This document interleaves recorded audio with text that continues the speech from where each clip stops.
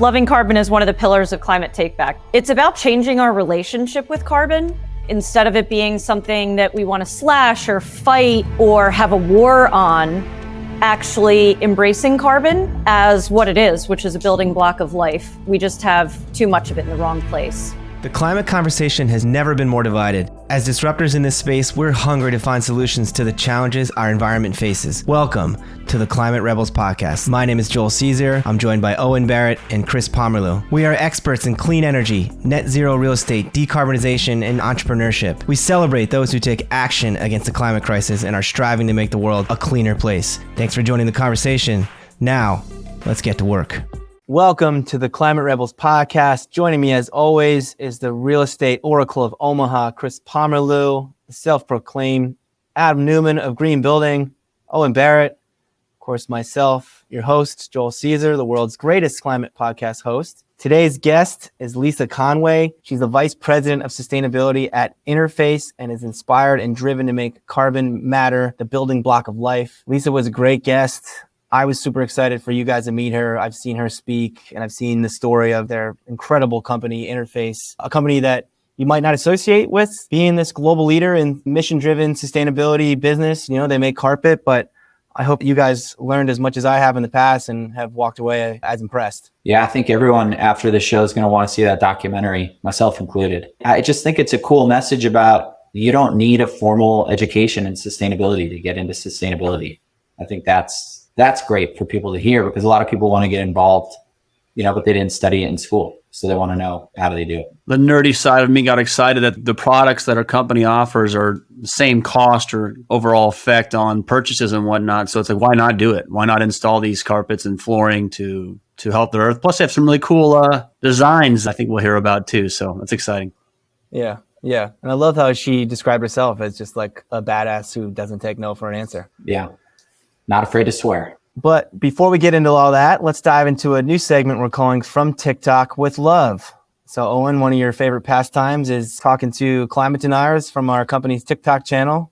What do you got? What's the latest? Well, I don't know that it's my favorite pastime, and I think it's putting a little bit of marital strain on the relationship because I spend so much time on TikTok, but I do it a lot.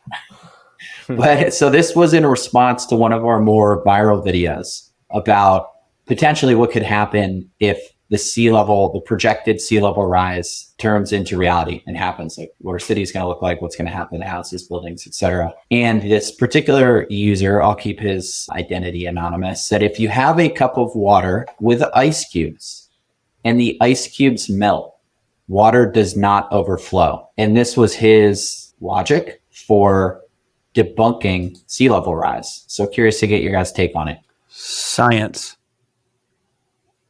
Well, being the great climate scientist that I am and claim to be, I think he's missing the fact that most of the ice that we're worried about melting from glaciers is not ocean ice. It's currently sitting on land. So it's not, the ice cube's not sitting in the water. Yeah, right? That's 100%. Yeah, so you guys are both right. Only 7% of global ice is floating. So 93% is on land attached. So the real question he should be asking is what happens if you have a full cup of water with 2 ice cubes and you add 2 more ice cubes? Mm-hmm. Spoiler alert, it overflows. Mm-hmm. Sea level rise is real. Yeah, but I bet that individual is pretty happy about that analogy because I bet he's been using that at cocktail parties and stuff. And I'm not quite certain he looked into it before blasting that off at 2:30 in the morning.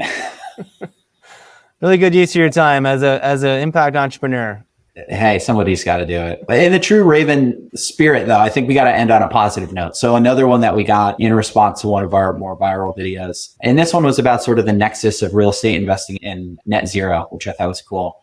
Was really simple. It just said, this is awesome. How do we get more people to know about Raven? So I thought maybe in response to that, you guys could just say, what are the quick thing you're most excited about with our marketing plan? Well, it'd be nice if you just Googled it. And the reason I say that is the algorithms will pick up, right? The algorithms will pick up and then you'll start seeing us a lot more on Facebook and Insta and TikTok. And I think that's a big thing. Obviously, you can learn about us at our website, but I think it's a really important thing is to feed that in your algorithm. And obviously, if you want to share about us, it would be huge on your socials because it doesn't take a lot of work to repost one of our posts, make sure everybody gets a chance to see it. And the more, the merrier. So. Yeah, well, I mean, I'm excited for anyone who's searching on the internet for where can I invest my money for impact? How can I fight the climate crisis? Hopefully our ad shows up right when they're making those searches and they can see a solution. But I'm selfishly run the podcast. Really excited for people to hear these conversations. We've been blessed with some fantastic guests as we've kicked this podcast off, some of the world's best sustainability thinkers, and I think sharing their message with our audience, not just great for bringing awareness to our company, but bringing awareness to the movements they're all working towards. Yeah, I agree. I think people are really going to like the podcast.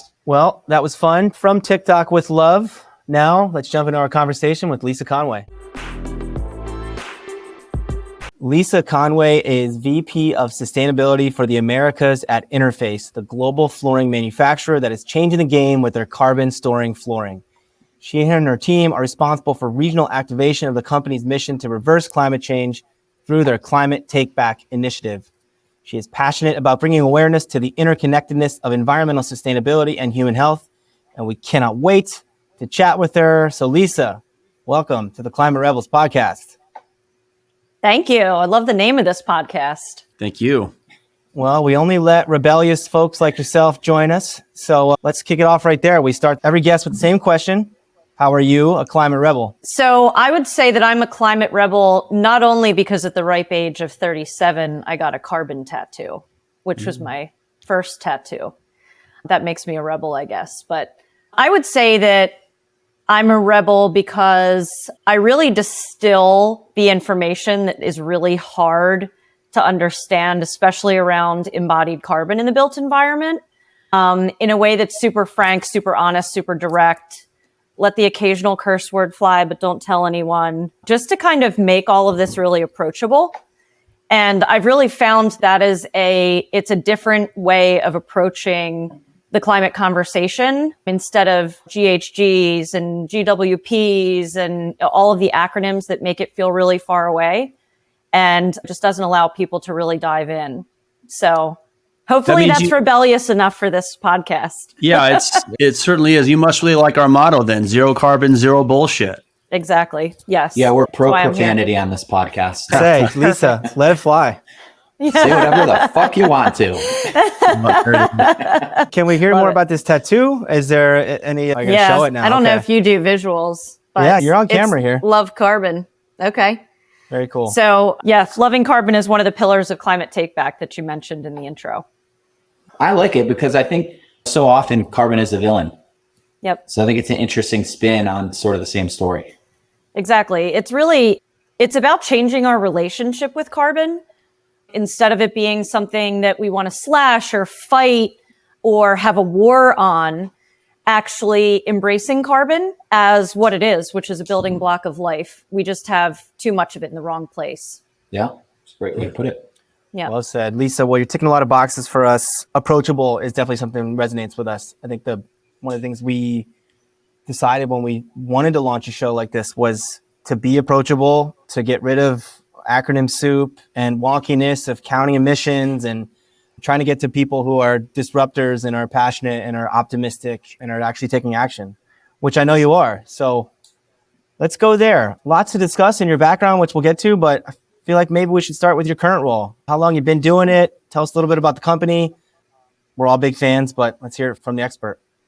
Sure. So Interface is a global flooring manufacturer. That's what I tell people at dinner parties when I don't want to continue talking to them. When I do want to continue talking to them, I tell them that I'm working for a company that's reversing global warming. So the quick and dirty story is that our founder, Ray Anderson, started the company in the 70s, brought carpet tile, which is carpet in squares, to the Americas. And then about 20 years later, had his own spear in the chest moment, convicted himself a plunderer, and really declared that one day people like him would be in jail. At that time, our product was entirely oil derived, and he didn't care where the raw materials were coming from, just that they kept coming. So we've had the incredible privilege of being one of the early movers in the sustainability movement, programs like LEAD, even before there was a green build. Ray was the keynote speaker to a small, really group of people at that time. So as we started to work towards the end of Mission Zero, we started to think about what was next for the company. And the intersection of what Interface was uniquely positioned to provide the world and what the world needed most then, which is actually still what we need most now, is the reversal of global warming. So Interface isn't going to be able to do that on their own. And one of the reasons that they put me in this role, I've been with the company for 16 years, but the last 6 in this full-time sustainability role, is actually kind of a unique role for our industry. It's around mission activation, and that is really focused actually outside of the company. So while we do a lot, certainly internally, it's really about engaging partners of scale, whether they be nonprofits or design firms or organizations, universities, et cetera, to really like plant this idea of reversing global warming, which is much different than, which is probably why we're a little rebellious. We're not talking about like 10% year over year reduction, or even more lame, like 3% year over year reduction.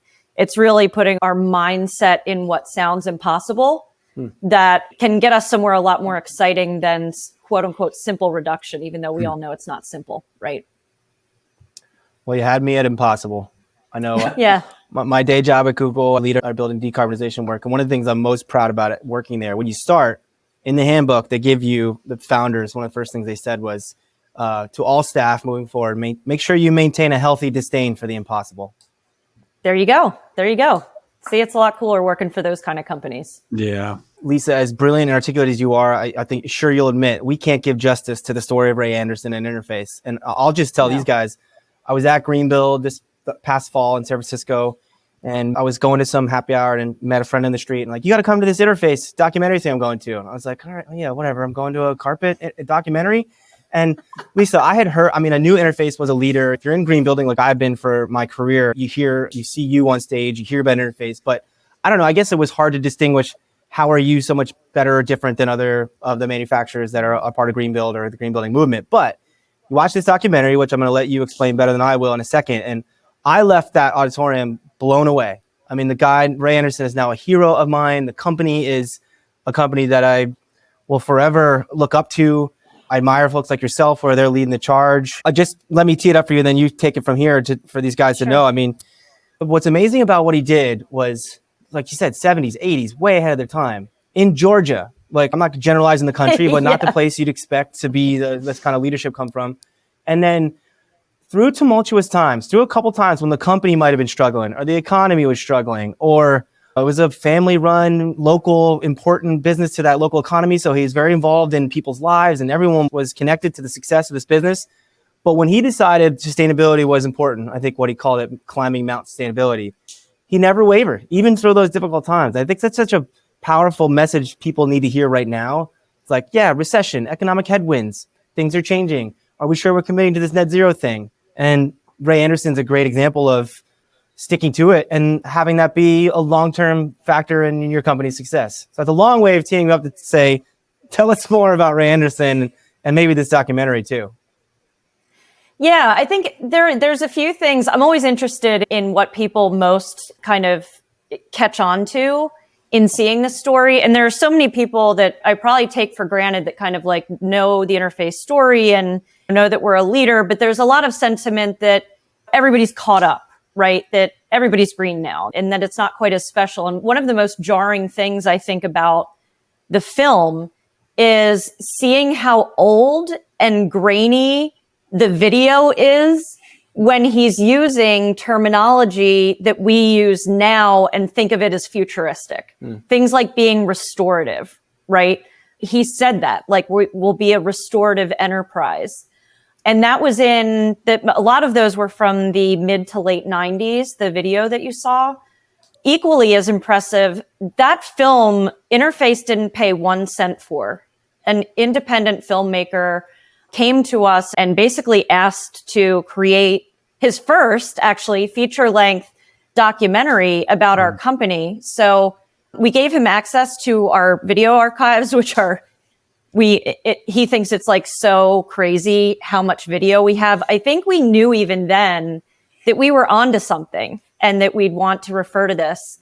And when I started 16 years ago, Ray was still at the company. And so I really kind of personally felt his presence. And it's really a gift for us to have this documentary, which is still pre-release. You can see it at Beyond Zero Film. You can see the trailer at beyondzerofilm.com. And the filmmaker has agreed to some private screenings and things so people can ask for it there. But it's really a gift to have all of that pulled together because now we can really see it. And I learned so much from it because there's kind of the lore and the stories at a company, but that's just, it's been really neat to see. So yeah, I mean, zero was crazy back then. Now I think the idea of being restorative, even though he used that terminology, I think that's where all of our heads are. And I think that's what the most exciting part of this next journey is, because I think getting to zero is cool and we need to do it. But the fact that it's possible to go beyond zero is what gets me up in the morning. That's kind of that next sexy opportunity. Lisa, can you explain what it meant for the company to go to zero and what beyond zero means? Because I feel like the industry that we're in, real estate, is very similar. Like they are probably the biggest laggards of anybody. And I feel like it's going to take 30 to 50 years for this industry maybe to get to zero. So if there's any way to turbocharge it, I'd love the audience to hear. Yeah, I mean, number one is really just like setting your ambition to sound impossible, like we were talking about before. That doesn't mean that you're going to get to carbon negative today, but when we're all in business meetings with people, if the goal is zero, that's a completely different headspace than going beyond zero, because beyond zero is infinite, right? You can go a little bit below zero. You could go a lot below zero to get to that being restorative. And it wasn't until we set our mission to reverse global warming that we started to look at like, what would that translate to in a product? And that put our R&D team in a totally different headspace than the reduction that we've been doing since 94. It's just, so I think like setting your ambition really high pulls you closer to zero than you might have gotten if your goal was zero, right? Yeah. So that's part of it. But the other part is that technically getting beyond zero is possible today. It's having the will to do it. Everybody wants to talk about cost. What we're seeing is in our industry, it doesn't cost more to buy the lowest carbon footprint carpet tile, which is the space that we're in, because no one is being incented yet, or maybe won't be financially for having the lowest carbon because it's not even part of people's decision-making criteria today. So some of those buying signals and some of the opportunities that people are seeing for reducing carbon footprint without spending an additional dollar is really the next frontier. You all are more experts in the operational energy perspective. I'm definitely like LCA of product type perspective. But in working with our supply chains, we just see the opportunity. When we presented the opportunity of wanting to go beyond zero, we started to get whole new sales conversations, right, with vendors, whole new targets that were being set for how we could reduce carbon footprint in the total life cycle, whether that was ingredients or whether that was renewable energy with our suppliers.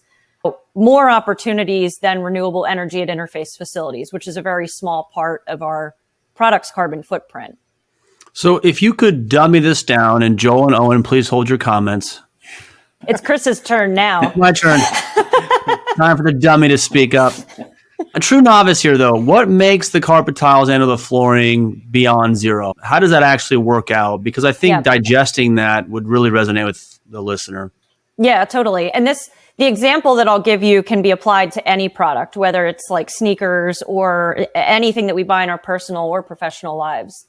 So carpet tile is a composite material. It's made of multiple layers of multiple things.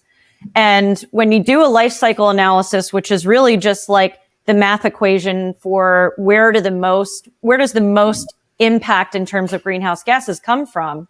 For us, it was the nylon, which is pretty crazy. Like if you go back to your house growing up, that shag carpet, it's just this fluffy material, but it's super high energy intensive product to make, second only to aluminum. And aluminum was one of the few things that I recycled growing up. So nylon is number 2 for that by mass. So the first thing that we had to do was reduce the carbon intensity of that fuzzy face fiber. And once we did that, of course, in collaboration with our suppliers, which was moving from virgin to recycled content, 100% non-virgin nylon, that drastically reduced us. So towards zero, right? Then we need to make sure that renewable energy in manufacturing is happening, not just at Interface, but also in our suppliers' manufacturing as well. That lowers the carbon footprint even closer to zero. What gets us beyond zero is plant-based material. People throw that around, bio-based material, plant-based material, a lot of that terminology. This is the example that I usually walk people through so that they can wrap their heads around it. So if you have a cornfield, and it's not corn, but this is just an example. I'm catching on here because I like know, this. Nebraska. I like this. See how I cater to my audience? I'm like, oh, he'll understand So it. Now he's smooth. paying attention. Now I'm hungry.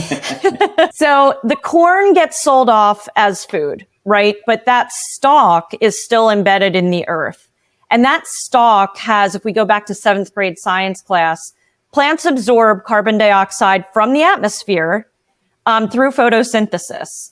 That stalk that's embedded in the earth still has carbon in it.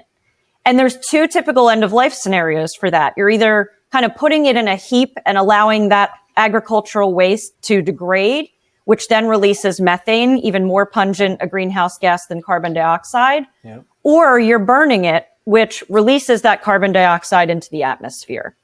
So what we're doing is using that plant-based material for inclusion in our products, currently as fillers, but they could also have performance characteristics as well. And then that stays stored in the product. So that carbon. So it's not a biodegradable product.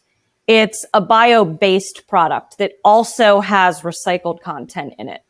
So for good or for bad, if it ends up in a landfill, it's not re-releasing that carbon back into the atmosphere. And that stays stored in the material for a lifetime. I was just going to ask if you have like a closed loop system to recycle your old carpet back into new carpet. They think of everything here at Interface. Just making sure. Yeah. Thank you for asking that important question, Owen. Yeah, no problem. That's what I'm here for. It has been designed to come back to us. So That's awesome. It often ends up in a landfill, unfortunately, but we have the systems for that material to come back to us to be turned into new carpet tile. Wow. Lisa, I was in a meeting shortly after seeing your documentary about embodied carbon and looking at all the footprinting we're doing, trying to understand where our biggest levers are at a massive global real estate operation, obviously. And I saw carpet as one of the entities because we do a lot of tenant improvements. And I said in the meeting, I was like, I just left a documentary where I saw there's a zero carbon carpet tile. So can we cross that one off the list? Yeah. Carbon storing. I mean, it's beyond zero. Exactly. People are like, oh, it's just carpet. But exactly those types of spaces, whether it's your home or commercial offices or a hospital, that churn of materials builds up over time. That's why carpet shows up, right? Because it is replaced so often. Well, but it's that mentality too. It's just this, whether it's carpet or whatever, that if you have that mentality with everything, you don't get anywhere. Exactly. You got to make progress where you can. That's why I was so excited about your project, because it's reusing buildings like that. If we can get people to reuse the buildings that we have, then we're just worried about these silly things like carpet as opposed to structural materials. Chris is in charge of all our real estate, so we got to figure out how to make sure we got your carpet in all our buildings. So Chris, put that on the to-do list. Yeah, Chris. We don't get into the weeds here, but I am curious, if people want to take advantage of this, is there a minimum order amount or how does that look? No. So one of our brands actually that people are probably most familiar with in the consumer space is our brand called Floor, Flor. Mm-hmm. Those are carpet tiles for home area rugs, or people put them in their basements, sometimes even in their garages. I don't know who's parking their car on top of carpet, but they seem fancy, whoever those people are. But it is done. And then, no, it's just one box, which is about 20 tiles. That's the minimum order, even on the commercial side. So and Floor is zero carbon. That's the same product. Yep. And we have 2 programs. We have some styles that are carbon storing without offsets. And then we do purchase offsets for the total life cycle for anything that's left that we haven't been able to reduce, even though we start out as the lowest in the industry. Lisa, you got to get that message out to the offset world and the people using it. We talk about this every week, but that's how they're supposed to be used for what you can't offset, not like, let's go into this net zero with only an offset approach in mind. So we got to reuse that content over and also not like this part of our product portfolio, because we heard that you care about carbon, but over here we're complete dogs, right? Yeah, that's a good point too. Yeah. Well, Lisa, I appreciate you bringing up our business model, and this isn't about us, so we don't want to get into that too much. But I think a lesson there, something Owen and I had a conversation recently about, we're trying to raise money from the wider public. So we got to get our message out to as many people as we can. And we're proud of what our message is, but of course, marketing is difficult, getting in front of people. And there's this balance between building a brand and focusing on what we're doing, and eventually people will tell your story for you. And then there's like us trying to say, we're a new company, we got to tell our story. I guess I'm just using this as a point to make what she said earlier about the documentary. They didn't hire this guy because the company was so amazing. That guy wanted to make a documentary about them. So it's kind of this mindset. I know that's how we're trying to build a company, and I know it's what Interface does. It's do the right thing, do it to your core, do it with authenticity, and the brand and the audience will follow. Yeah, I mean, I couldn't agree more. I think it's safe to say if we're successful in raising money, we'll be the interface of real estate. It's only 250 buy-in, right? Yeah. Right. I mean, I'll be an investor. Can I put that on my LinkedIn profile then? A net zero real estate investor? Of course you can. Yeah. Sweet. Well, Lisa, let's shift gears a bit here. We're a Climate Rebels podcast. We're a net zero based real estate company, but I know carbon is only part of the story at Interface and part of what you care about. So maybe you can tell us about your personal work and mission about human health and how that is related to what Interface is doing. Yeah, I'm one of these like just super fortunate people who gets to do impact work that is aligned with my job, that is related, but is still kind of something extra that I get to do on business time. One of those is the Materials Carbon Action Network. So kind of coming back to what I was saying before, if Interface was the only one leading this charge in the building materials industry, we wouldn't get that far, especially because our product is really not necessarily prioritized, coming back to the it's just carpet, by architects, by real estate investors, et cetera. So expanding that to companies like Heidelberg Materials, which is both cement and concrete manufacturing, to Armstrong Ceiling Tiles, which they actually do walls and some things in addition now.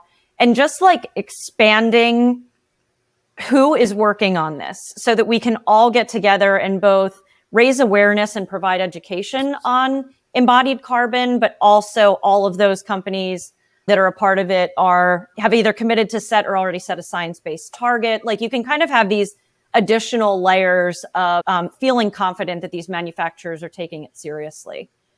So that's one thing that I work on amongst many. The other is really being on the board of Building Transparency, which houses nonprofit that houses the Embodied Carbon in Construction Calculator tool, which one of the things that I'm most proud of regarding that is that it's open access. So there isn't a better version for someone who can pay more. It is totally free, open access. Even the Inflation Reduction Act is using it to be able to implement its low embodied carbon procurement strategies, because it is not this licensed tool that's behind a paywall, et cetera. So really proud of that work. And materials. Can we use that calculator to calculate embodied carbon in our buildings? 100%. Yep. The big difference with EC3 and just kind of general life cycle analysis tools are going from averages and assumptions and things that you'd use really early on in new construction, especially for which way should the building face? Should we do timber or concrete? Should we do concrete and steel? Like all of those decisions. Then once you're like, okay, we're making a building with concrete and steel and with carpet and with all of this other stuff, then you can be like, now which actual products am I going to use? And then you can assess it obviously for performance and cost and other criteria as well. But making embodied carbon just part of that decision making is really catching steam, even from a legislative perspective, which I'm kind of shocked about. I mean, it's been in the last like maybe 2 or 3 years. It's happened pretty quickly. It's moving really fast in California, for sure. Yeah. California was one of the first to have legislation. And you said EC3, just for our audience to make sure they're aware. That's a tool from the Building Transparency movement or nonprofit? Yeah, so what it does is collects third-party verified, publicly available EPD data, which is data, think of a nutrition facts label. So just because something has a nutrition facts label doesn't mean it's healthy. Just because a product has an EPD doesn't mean that it's a green product, but it has this little global warming potential box buried deep within it. And what the EC3 tool does is allow you to not have to read a 17-page document to try and find that box. So it just pulls it in and you can just look at this product versus that, et cetera. Well, so that's at buildingtransparency.org. Lisa, we're running out of time a bit here, but something I wanted to bring up just because I thought it was really cool from the documentary was the carpet tiles that you made to the design to look like the forest floor. Yeah. Well, you describe it better than I will. Yeah, so the idea actually came from biomimicry 3.8. So if people aren't familiar with them, it's really using nature. Like nature has figured everything out over the 3.8 billion years that it's been in existence.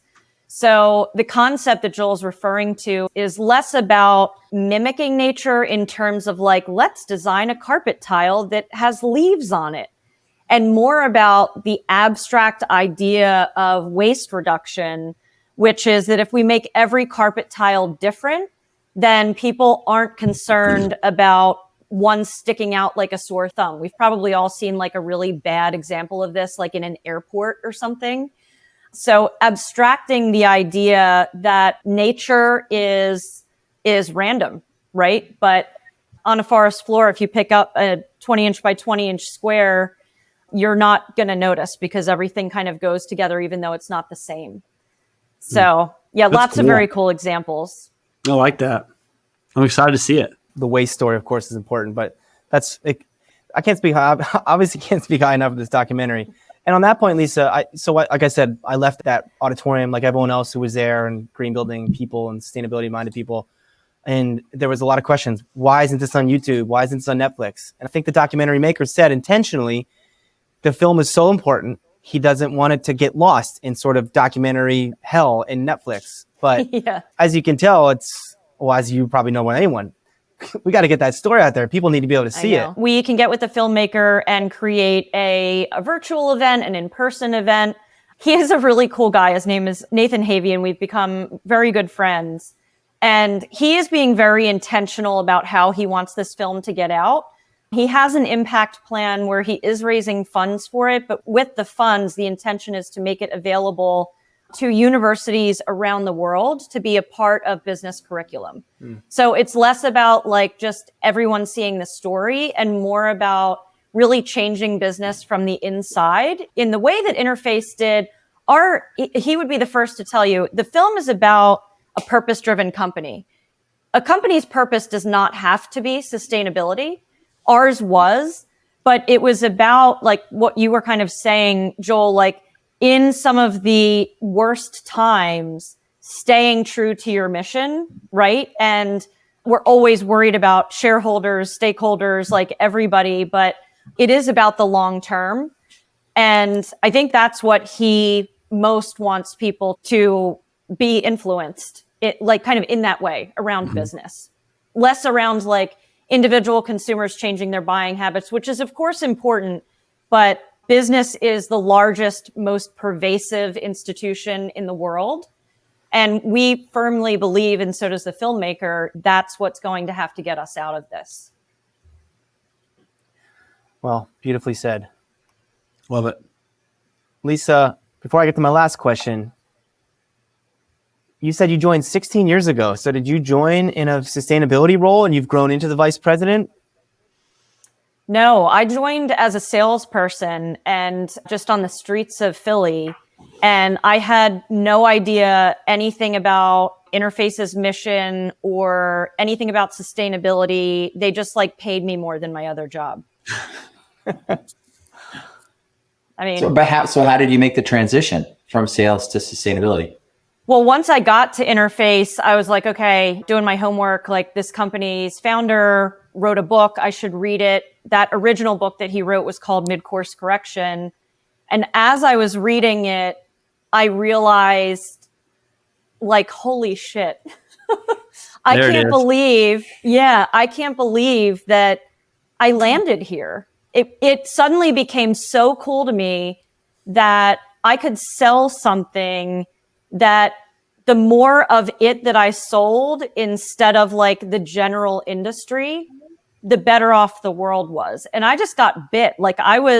Then I co-founded a 350 Philly hub, and we a demonstration, and we had Ray come and talk. That was like a couple years into my Interface journey. So I joke that, I mean, I've just been loud enough and passionate enough about this topic. And there was this perfect time for me to come into this role where the activation piece really kind of drew on the strengths of a salesperson. Yeah. So it's just was incredibly fortunate, like timing. And I'm just really grateful to be able to be at a company like this. It's awesome. Yep. Well, all great sustainability people coming from the streets of Philadelphia. Couldn't agree more. That's right. Totally. There's like 3 of us out here. Well, Lisa, there's a lot of negativity in the news, a lot of doomsdayer stories about climate and the environment, but we like to keep it positive here on the Climate Rebels podcast. So when we close this out, can you tell us something that gives you hope about the future? Yeah, I mean, listen, I think it's guys like you, it's girls like me. There's so many cool people that are working on this stuff that don't really take no for an answer, right? Like it can be done. I mean, net zero multifamily, like that you guys are working on. Like who's working on that? Not that many people. Not enough people. Right. Yeah. Raven, but not enough people. But You're right. I really think that people like us will be successful. People like working with other people that are working on purposeful things.